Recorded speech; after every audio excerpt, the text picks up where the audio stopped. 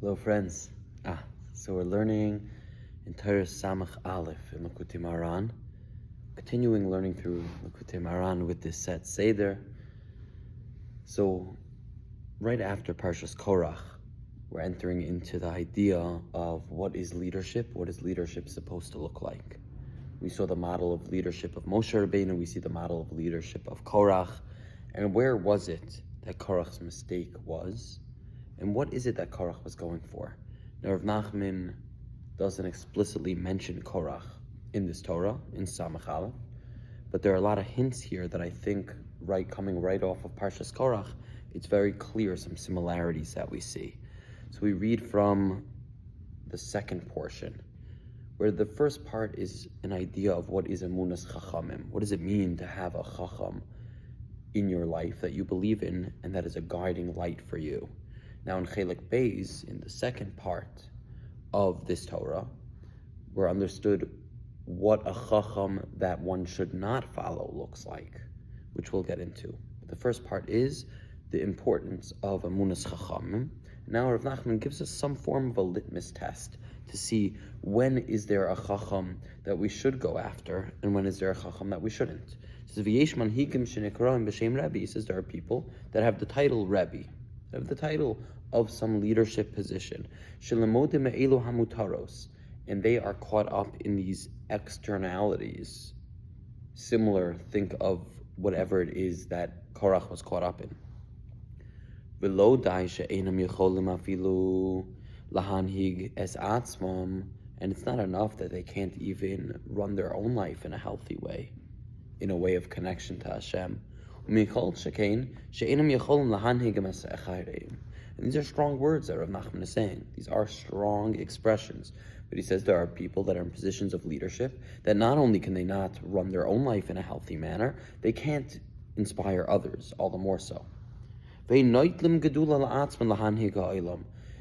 they take gedula, they take greatness for themselves, for a selfish, ulterior motive. So he says it's important that those that are in a position of a yeshiva to give smicha, this should be the test that they're giving. Not just, okay, does the person know these halachas and those halachas? Is the person holding in this in Shulchan Aruch and that in Shulchan Aruch? No. What should be the test? Are there clear, pure, holy motivations? Or is there something going on? Or is there something else going on that is not pure? Slowly tend them tokafos, to not give them the ability to go out and do harm. Shloyu muchanim b'shem Rebbe. They shouldn't even receive the ability to have the title of Rebbe.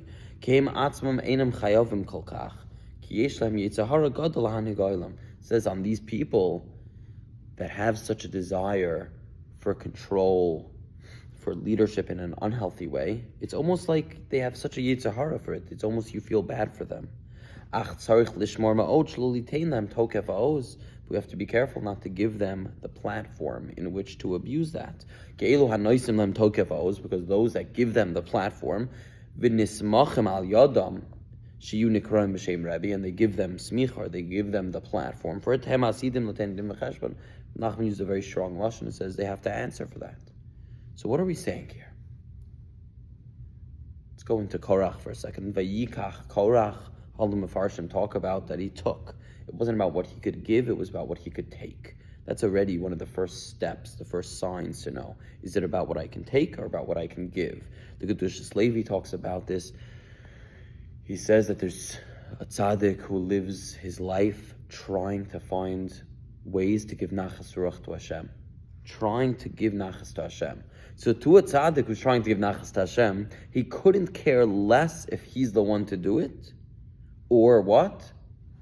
If it's just being done. Moshe Rabbeinu is the greatest example of this. Moshe Rabbeinu is told, hey listen, Eldad and Medad are prophesizing, they're having the vuah in the camp. Moshe Rabbeinu, they're stepping on your toes. They're doing your job. Get territorial. Tell them to stop. What does Moshe say? It's gewaldig. Halavai, everybody should be doing this. Halavai, everybody should be doing this. That's what Moshe says. He's thrilled, he's happy, he's excited that he was able to be mashpia in a way that he created other leaders. That's the leadership of Moshe. Korach, on the other hand, the approach is, I want to be the one to do it. The Berditchever explains the thought process behind it, is that Korach was motivated explicitly by schar va'onesh, by reward and punishment. So therefore, Korach's whole approach was, how can I get more checks in the right boxes? How can I get more credit? How do I get 100 on the test? That's what kept Korach up. Now again, that's not such an ulterior motive. He's not, how can I hurt people? How can I destroy the Jewish people? The Berditchever says that wasn't his kavanah. How can I get rid of Moshe? It wasn't. His kavanah was, how can I get 100 on the test? But the problem is he forgot who's the giver of the test. He forgot that this is all about Hashem's glory and not his own. And therefore, that brought him to some really crazy places, to do some really crazy things. But Moshe Rabbeinu says, halavai, that everybody should be Nevi'im. Why? Because it's not about me. And it's not about my legacy. And it's not about my schar va'onesh. And it's not about that I get checks in the right boxes or not. What is it about? The Eibishter. It's all about Hashem. It's always been about Hashem. That's what it means to do something l'shma. So it says, to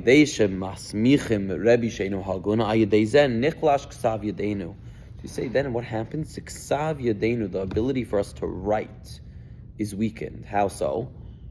It says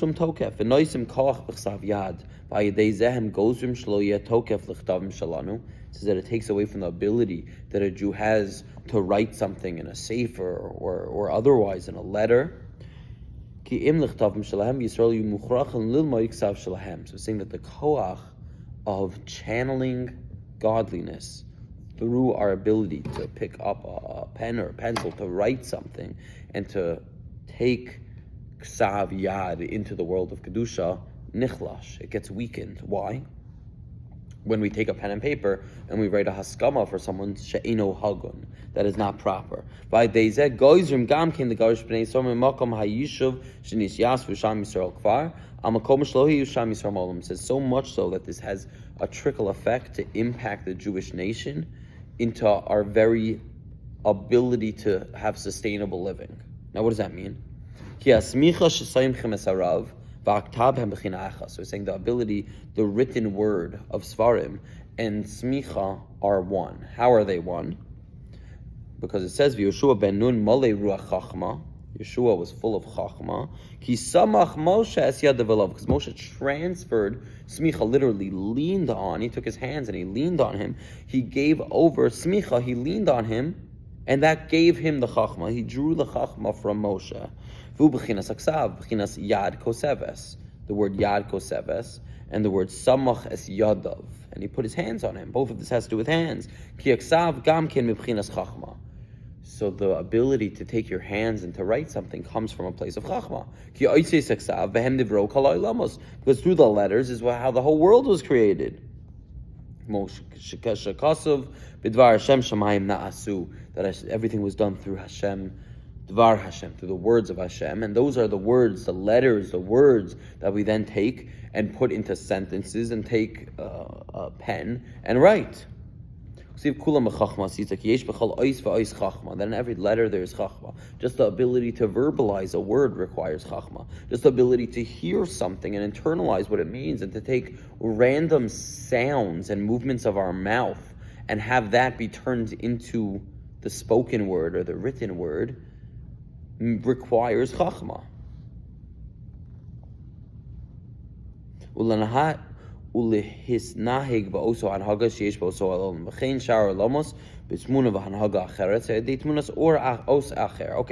every letter has its impact into the world.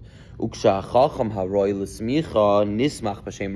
when there is a chacham that is deserving, what does it mean he's deserving? Because he has a ruach of chachma, he has bittul, and he's doing it for the right reasons, and he's doing it to shine Hashem's light into the world in the deepest way possible. Then that is mishpat, a form of judgment, that is emes.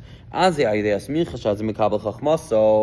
he receives his chachma, just like we said that Yeshua received his chachma from Moshe. Yeshua ben Nun malei ruach chachma, as he may be ha'ara v'koach b'chsav yadeinu. Then it gives us koach It gives us strength within the words that we say and the words that we write. That everything is given from Hashem all the way into the way that we write and the way that we give over. Through the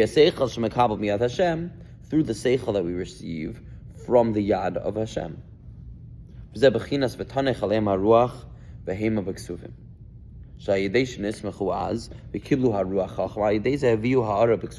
Okay, so what we're saying is that smicha, literally a letter of saying this person is proper to be a leader of Am Yisrael, which is written down, a stamp of approval, that when it's given to someone proper, gives more koach into ksavim, into our ability to take thoughts and formulate them into words and put those onto paper.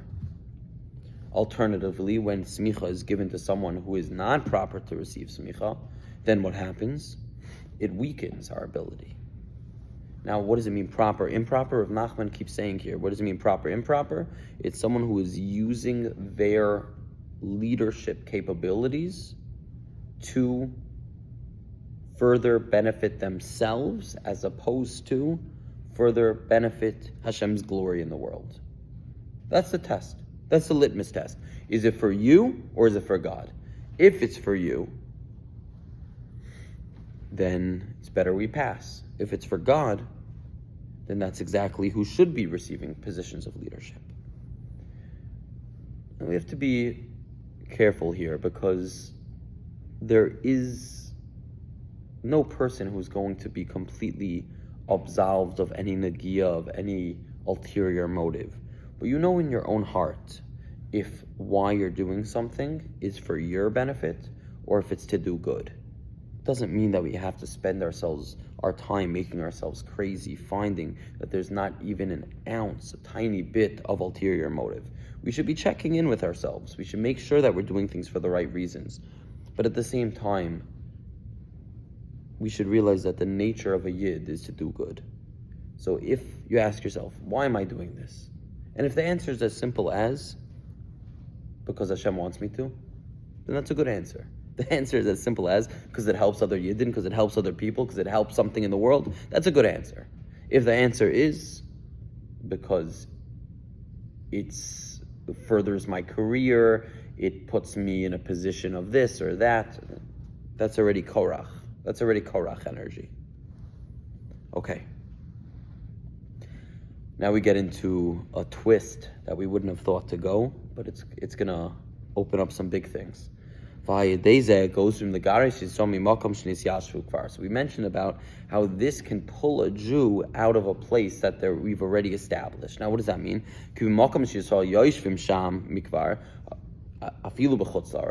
A place where Jews are settled, even outside the land of Israel. So when there's a Jewish yishuv somewhere, when there's a collection of Jews who are living somewhere, it contains an aspect of Kedushas Eretz Yisrael. Bechinas mikdash ma'at, a little bit of a Beis HaMikdash. Just the fact that Jews are settled somewhere, the area gets Kedusha. There's a Kedusha there.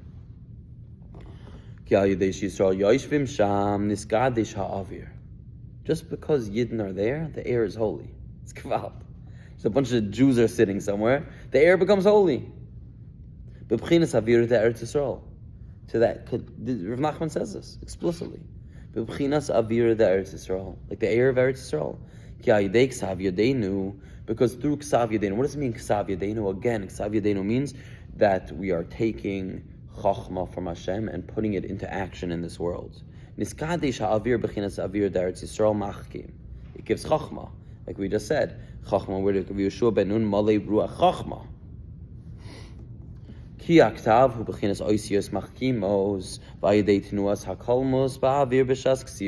as you're taking and you're writing something, it trickles those movements that you're making of taking something and putting it into Kedusha, that affects the air around us, and the air becomes holy. But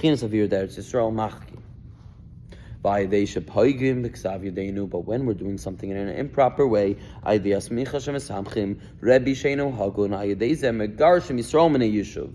then Yidden, even in Galus, even in Chutz La'aretz, we get distance, migarshim, divorced, removed from the Yishuv.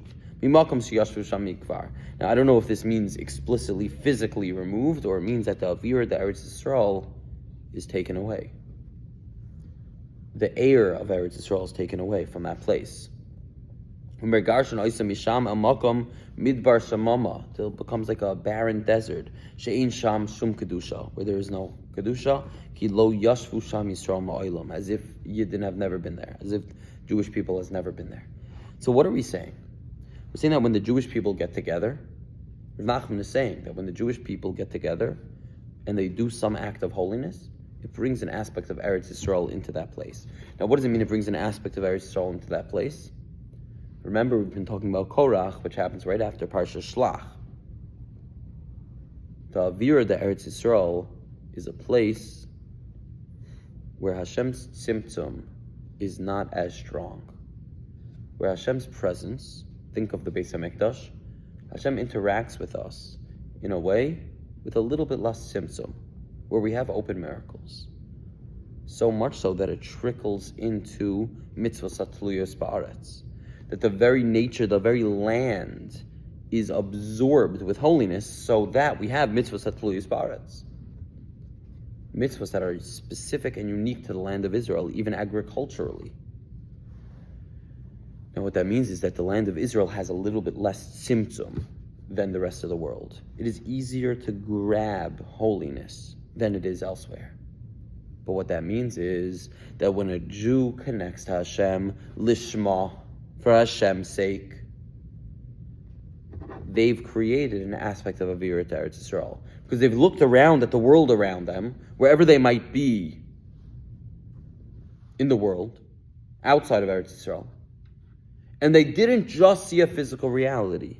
They peeked behind the curtain to see the nitzotis of Kedusha that are waiting to be elevated, to see Hashem's presence hidden within all aspects of life. And they said, no, there too. Hashem's there also.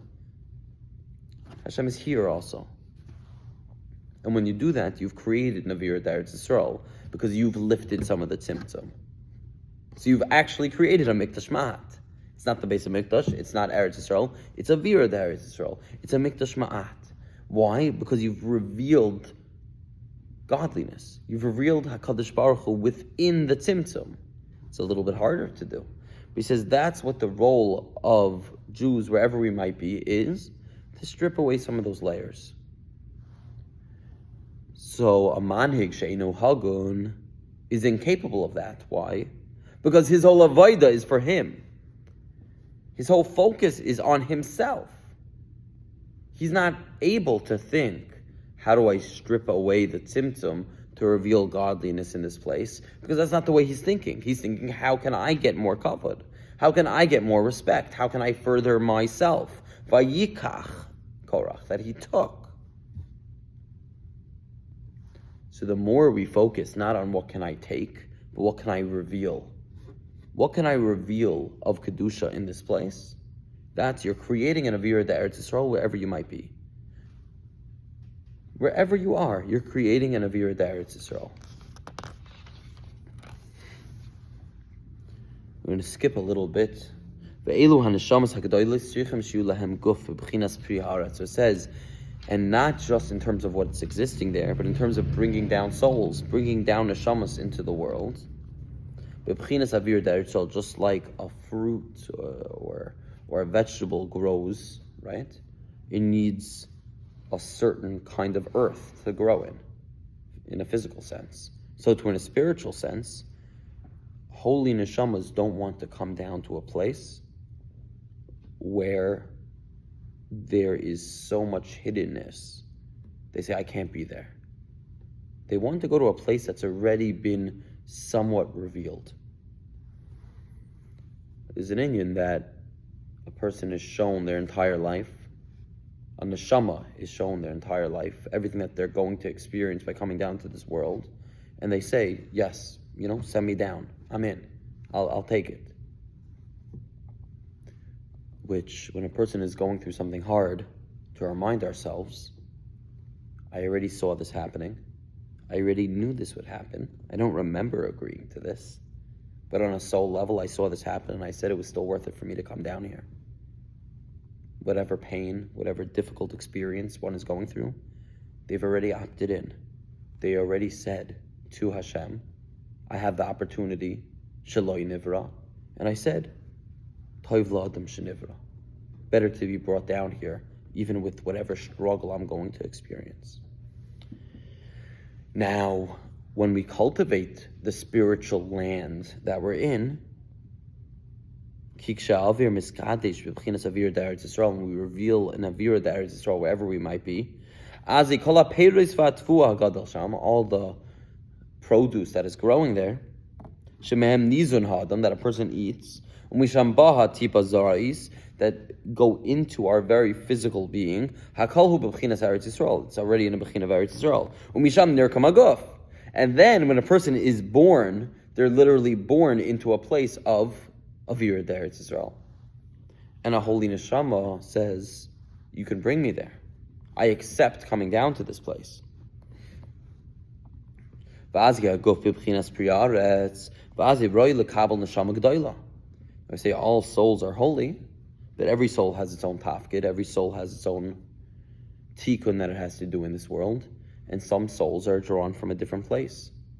So what's called, as Rav Nachman says, a neshama gedola, vazra'i lekabel neshama gedola, b'chinas yikar el shmayim mal, zeh neshama la'aretz ha'aguf, ki neshama lefi ha'aguf, k'shez guf zach v'naki, yachal lekabel neshama gedola, b'chin lehefech. That when we're creating an environment that is nurturing, that is healthy, that is stable, and that is pure, we could bring big neshamas down into the world. Rav Kook opens up in Aris HaTshuva talking that the first step of spiritual tshuva is a physical tshuva, is being in a healthy, stable place. We know this to be true of aspects of mental health, physical health, spiritual health, all being connected. I don't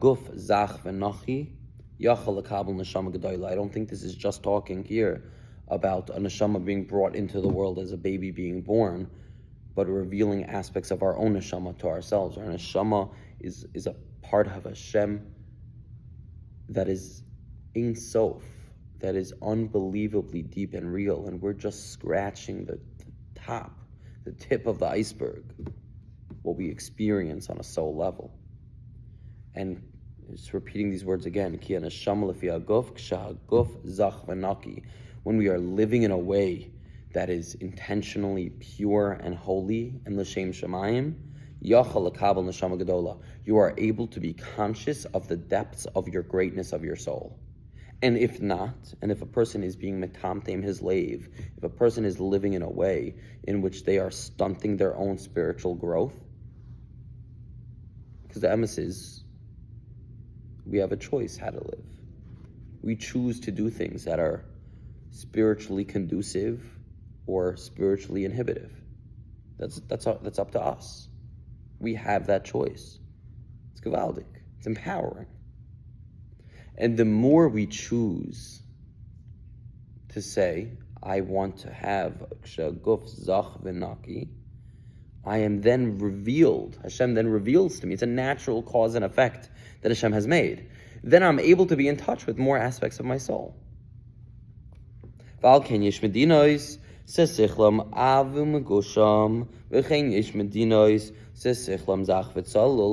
Nachman says, therefore you'll see Medinos, you'll see countries, states, cities even, where somehow people seem more connected. Maybe even just in a physical sense, more intelligent. How can that be? Because of the food they're eating. When we say the food they're eating, it means shaguf zach v'naki. It's not just the food. It's the intention in which they are doing even physical things. But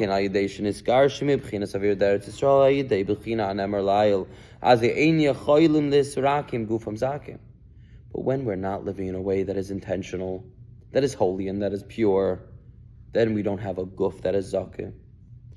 And we can't become aware of the depths of our own soul. And it takes away the soid ha'ibor. It takes away our ability to connect to the secrets of Torah, to the depths of ourselves, of who we are, and our relationship to Hashem. So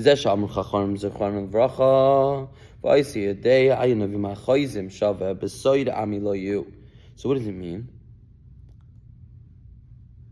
Goes through a Gemara in Ksubas, which is furthering this idea of saying that through the Nevi'im HaChoizim, Besod Ami Lo Yehu. Going back to the idea of Amunat Chachamim. Zeh HaSmicha. V'al Admos B'nei Yisrael Lo Yevo K'mashmo. B'chsav Yisrael Lo Yichtavu Zeh HaSmicha. Hainu Ayidei Smicha Shemesamchem B'Shem Rebbe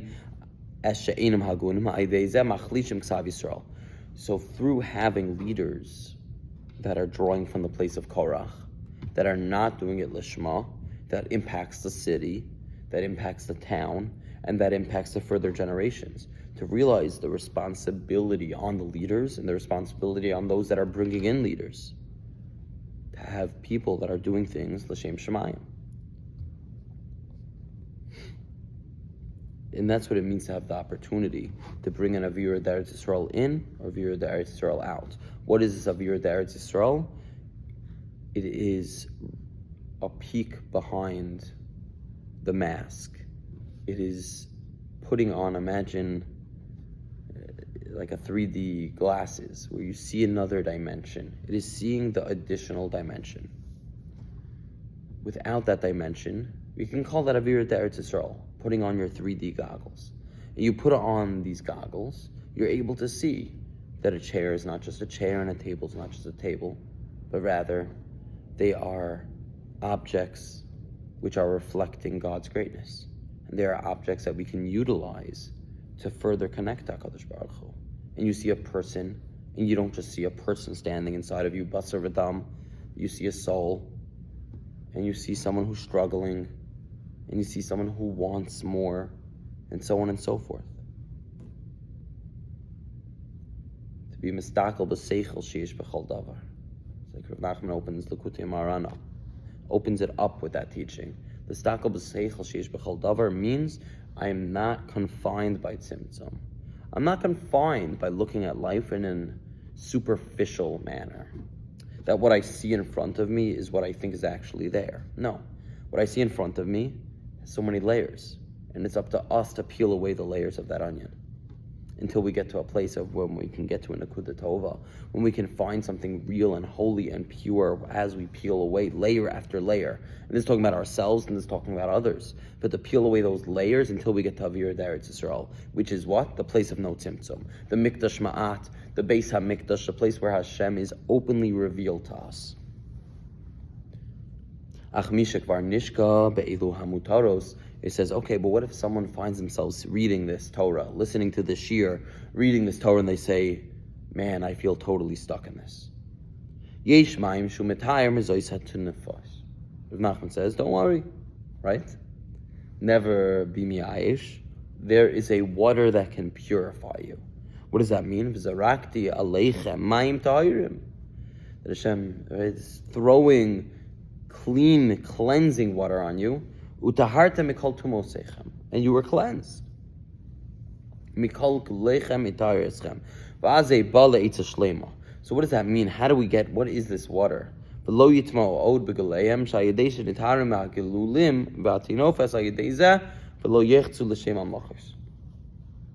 is this water?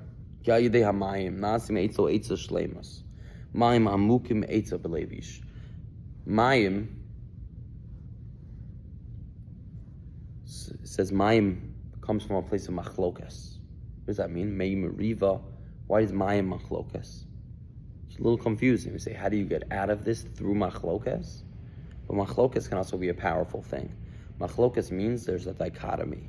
Machlokas means I'm living in a world of conflict. And that means we are living in a world of conflict.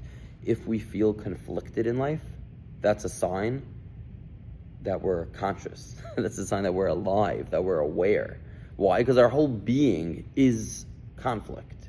We are a soul inside of a body in a world that we are pulled to physical, yet pulled to spiritual, and to reveal the spiritual within the physical. That is a conflict. That is a huge conflict internally throughout all of our days, of revealing godliness in a world in which he created where his godliness is hidden. It's conflicting. So he says, what is this water?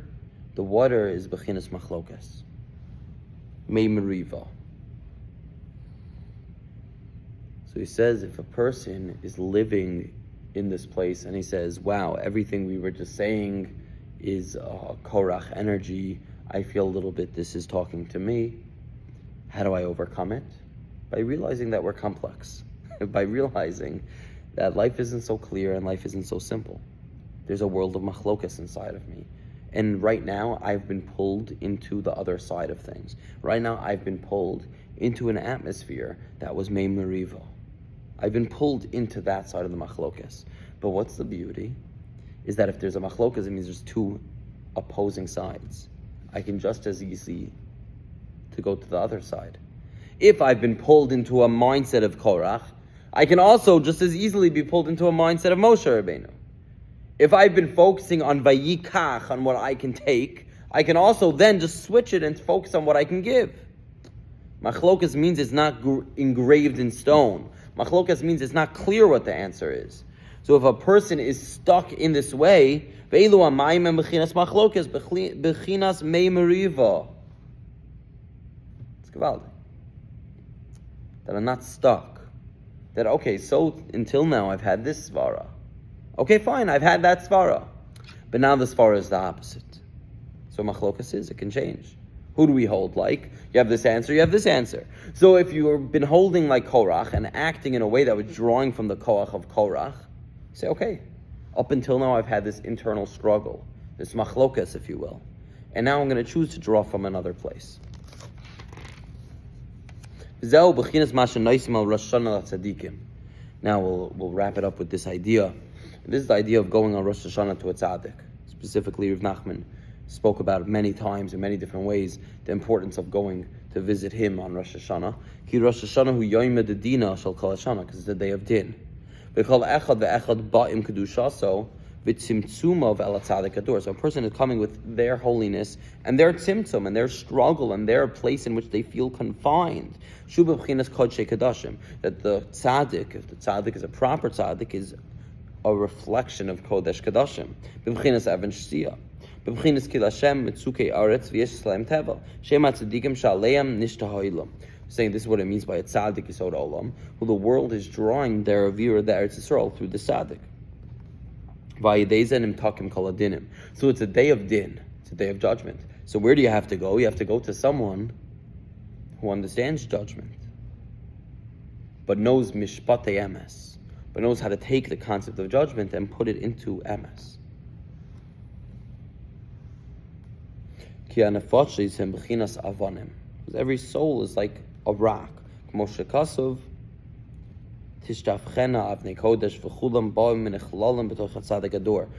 by Yaakov, that the different rocks that were around him combined into one, that we melt into one by the Tzaddik Hador.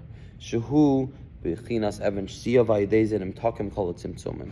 The tzimtzum is the smallness, that I'm a fragment and you're a fragment and this is a fragment and this is far and this is close, and that whole world of machlokas. And when you go to a tzaddik that is a tzaddik of emes, then what happens? He reveals that behind that tzimtzum there is a avira d'Eretz Yisrael. There was a revelation of HaKadosh Baruch Hu. And that's why on the day of din you should go to a tzaddik. On the day of din you should go to a tzaddik hagun. Why? Why should you go to a tzaddik hagun on the day of din? Because that tzaddik knows how to be mamtik dinim, and knows how to reveal inside of yourself that whatever dinim you've been living with, they're really very sweet. The most dinim that we have are self-imposed. To be mamtik dinim means to look at myself and say, this narrative of dinim that I've been living with, of harsh judgments and decrees, and turn them into mishpatei emes, and turn them into sweetness. And that's something that sometimes we need to go to a spiritual healer, a doctor, to go. The Rebbe, whatever, you go to your Rebbe is your spiritual healer, your doctor. And he helps you to realize that whatever dinim you've self-imposed on yourself, you can let go of. and you could be mamtik those dinim, and therefore bring back in the avira to Eretz Yisrael that didn't have the tzimtzum. Okay, so let's bring everything into one, synthesizing everything together here. We said there is such a thing as a person who's in a position of leadership, who is drawing from a place of what they can take, of ulterior motive, stuck in the tzimtzum. There's another person who can be in a position of leadership with a natural overflow of desire and love for HaKadosh Baruch Hu, where all they want to do is reveal godliness in the world. And that's how they view their role. Not for me, but for Hashem. Lishma. And the more someone does Lishma, the more they reveal the Bechina of Eretz Yisrael. What is the Bechina of Eretz Yisrael? Is that there's less tzimtzum. There's less contraction and fragmentation of Hashem's presence in the world.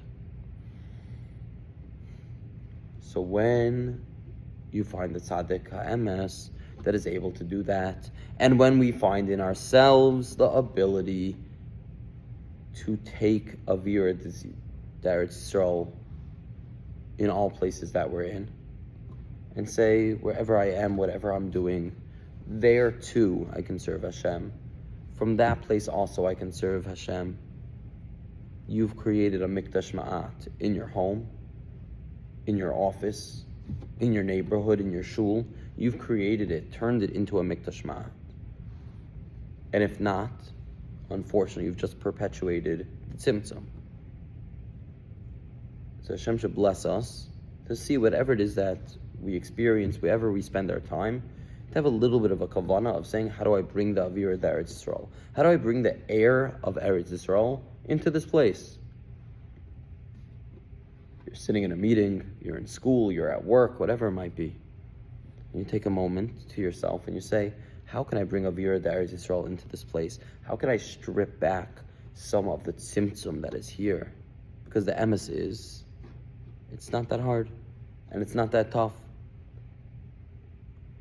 The Kedushas Levi says the whole reason that Moshe Rabbeinu agreed to have the Meraglim come was to spiritually pave the path, and Parsha Shlach, to spiritually pave the path for the people.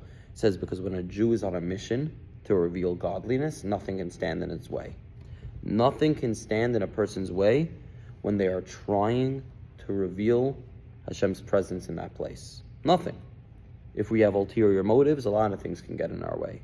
But if our motive is to reveal HaKadosh Baruch Hu in that place, to create that avira, the Eretz Yisrael, that this too is a mikdash ma'at, nothing can stop you. Nothing can stop you. Okay, Hashem should bless us to be able to have these kavanas during this week, and even more than that, to say, how can I be mamtik some of the dinim? How can I remove some of the tzimtzum around me? Okay, shkayach.